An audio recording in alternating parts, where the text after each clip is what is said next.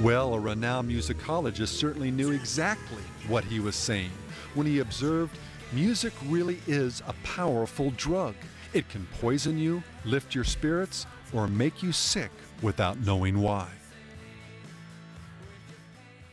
Well, in a moment, we'll try to understand why. Just how it is music can exert, for good or evil, this type of influence over us. But first, it's important to also note that what music can do to the individual, it can do to their entire culture. And this is why, from philosophers to rulers, revolutionaries to network and marketing executives, Plato's observation in the Republic has been echoed time and again. When modes of music change, the fundamental laws of the state change with them. In another work, Plato could have been writing about our modern age when he stated, "Through foolishness they, the people, deceived themselves into thinking that there was no right or wrong in music, that it was to be judged good or bad by the pleasure it gave.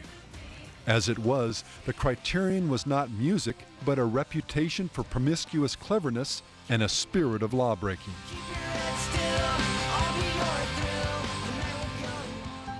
Plato's contemporary Aristotle, observing music's power to form character, to in some cases encourage self-control, while in others provoke abandonment, advised that music actually be regulated by the state. 18th century Scottish writer, orator, and parliamentarian Andrew Fletcher echoed Plato and Aristotle when he declared that, "If a man were permitted to make all the ballads, he need not care who should make the laws of a nation."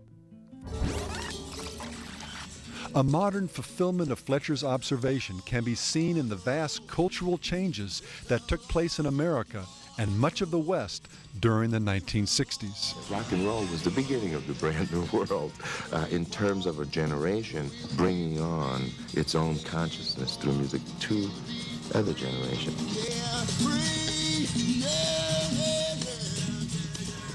So music was like the Pied Piper that led kids off the asphalt and out of the suburbs and into some other kind of reality. Albert Goldman, pop culture analyst and best-selling author, goes so far as to call that decade's popular music the most important cultural event in the history of America. It's like an earthquake. It just shook the whole country, and it cracked open the shell of what had been society before that, and outswarmed a whole new generation of freaks. Leading these freaks were organizations like the Black Panthers, Students for a Democratic Society, and the Youth International Party, the Yippies, embracing not only communist ideology, but also the Marxist-Leninist credo that music was to be used as a weapon to achieve particular socio-political ends. Songs became the driving force of the revolution.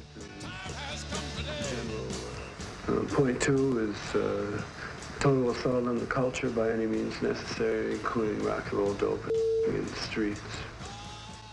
Jerry Rubin, co-founder of the Yippie movement and one of the infamous Chicago Seven, authored the bestseller Do It, a book that was called by its publisher, quote, "the Communist Manifesto of our era, a declaration of war between the generations, calling on kids to leave their homes, burn down their schools, and create a new society upon the ashes of the old."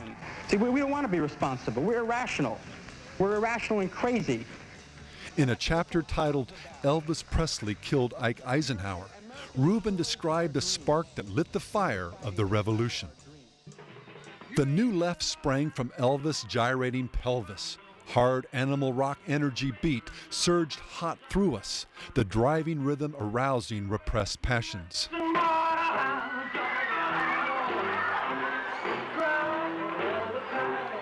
Rubin went on to observe the role technology rather ironically played in making this revolution possible. Affluent culture, by producing a car and a car radio for every middle-class home, gave Elvis a base for recruiting. While a car radio in the front seat rocked, young kids in the back seat were having sex to the hard rock beat. The back seat produced the sexual revolution, and the car radio was the medium for subversion. Sweatshirts and jeans. 30 years later, Rubin's communist revolution has largely been passed up in favor of rank, whatever makes you happy materialism. Because everyone loves a twofer. Bye, Teddy. Bye, cutie. But music's influence has only become more powerful and more widespread.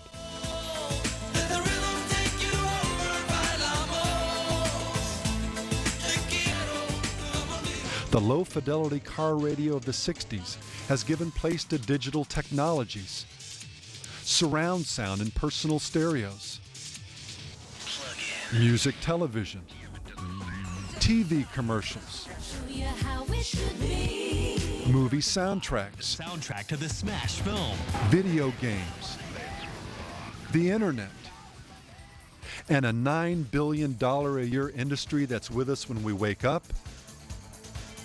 as we drive, study, when we exercise, as we relax, shop, go out to eat, and finally as we go to sleep.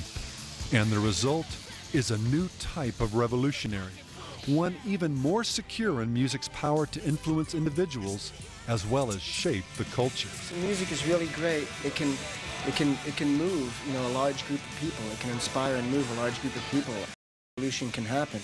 There's more to Rage's music than meets the ear. We are able to seduce some people in with the music who then are exposed to a different political message.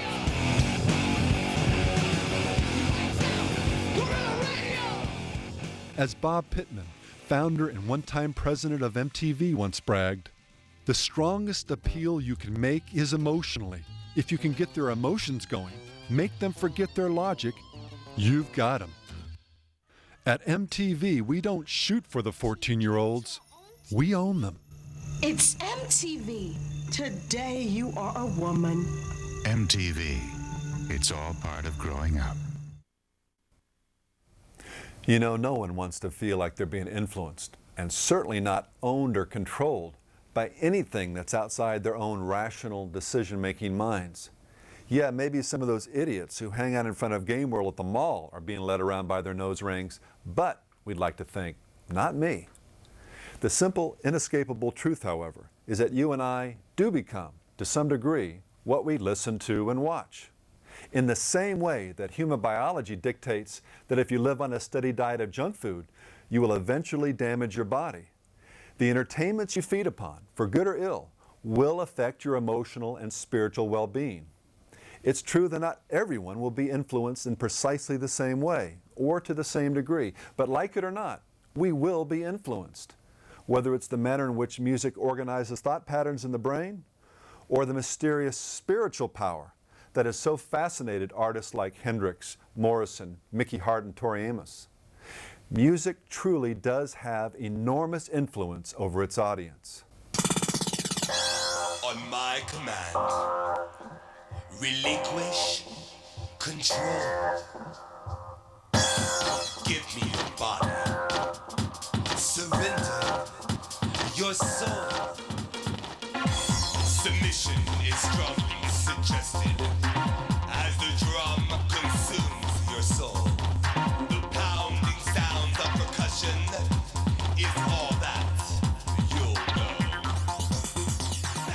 Let's now close by examining the basic bottom line of this power over our souls and what we can do about it. TJ. Son. Get it. What are you doing? I'm just doing some programming. Programming what, the computer or your brain? What's that?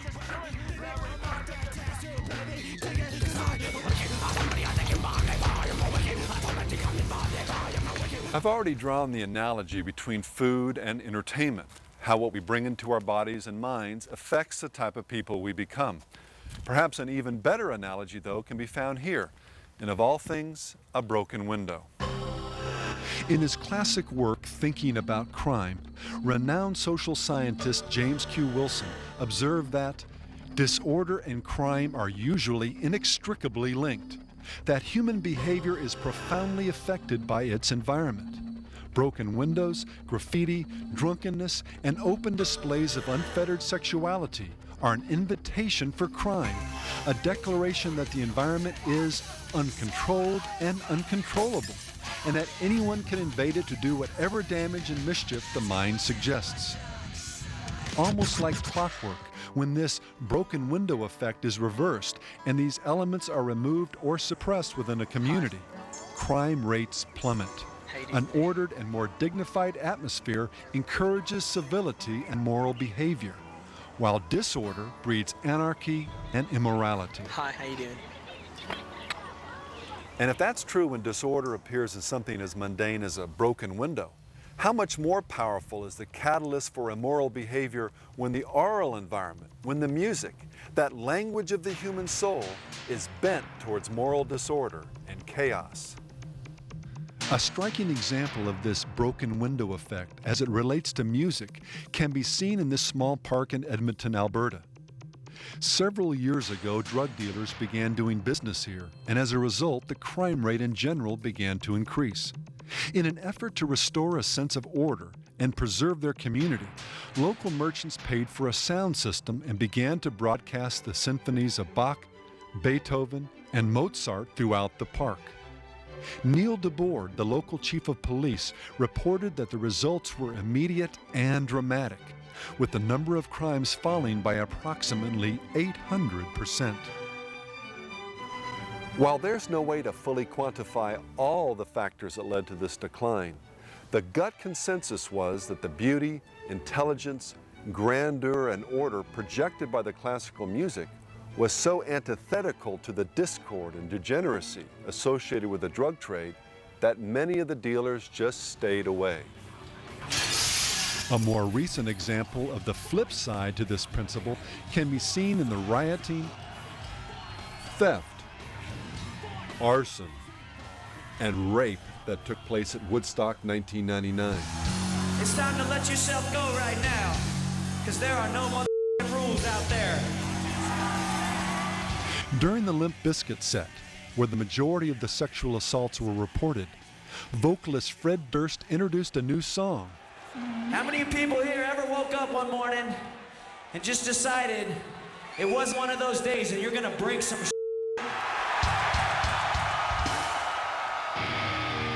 Well, this is one of them days, yo. And then sang, It's going this way, I just might break your face tonight. Give me something free. Give me something free. This chaos reached its crescendo the next night during the Red Hot Chili Peppers performance, while bass player Flea pranced about naked, and lead singer Anthony Kiedis urged women in the audience to do something so disturbing we can't even mention it here.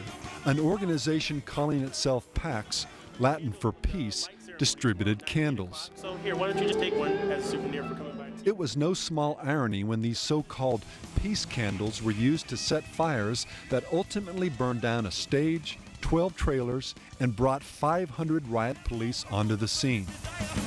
Oh, Clue, let me slip it in your fire. When asked by reporters about the pandemonium, concert promoter John Schur replied, "I can't give you an explanation. I guess they were kids blowing off some steam and it got out of hand." It's been well said, there are none so blind as those who refuse to see.